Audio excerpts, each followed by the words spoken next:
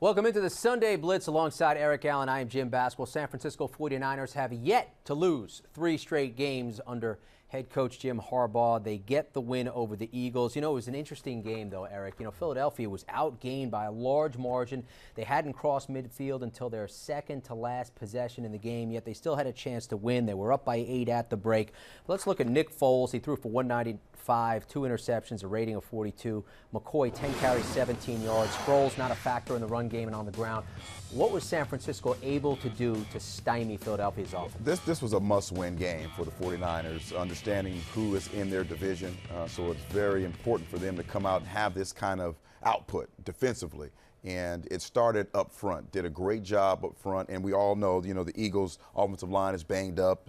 Lane Johnson, Evan Mathis, Jason Kelsey, Jason Peters, Allen Barber, all those guys who had tremendous health last year at that position. I mean, the whole year, just completely healthy, one of the best offensive line units in the National Football League. As we mentioned, all those guys are not in, are banged up, are, suspended. Suspension under Johnson, yeah. So that makes it extremely difficult to get what the Eagles want to do. And with all the exotic offenses and formations, this is a running football team. Yeah, if you go back to Oregon with Chip, he wants a running football team, and everything kind of blossoms from out of that. So if you can't run the football and the defense doesn't respect the run, just looks like LaShawn is not completely healthy. Looks like he doesn't have the burst that he has. Concussion issue. It could be, ankle, whatever it is. So that's an issue, offensive line issues, and then tremendous pressure from the 49ers. They did an outstanding job of just collapsing the pocket, harassing Nick Foles. So great job by the defense of the 49ers.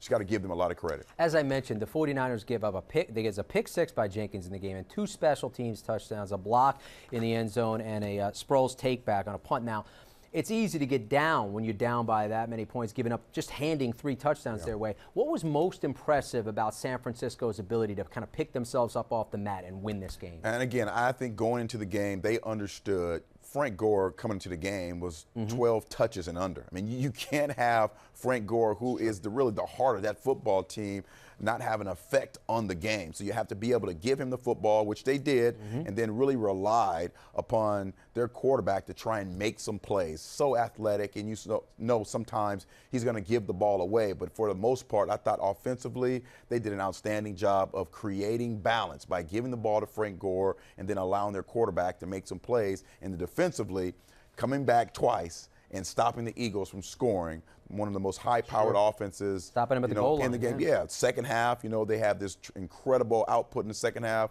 49ers did a great job at that. To mention Gore, he's the heartbeat of that offense. 36th time in his career, he's gone over 100 yards on the ground in San Francisco. Evens the record with a 26-21 victory, handing Philadelphia their first loss. The NFL Nation blog is where you turn for more on the 49ers and Eagles. For Eric Allen, I'm Jim Basquil.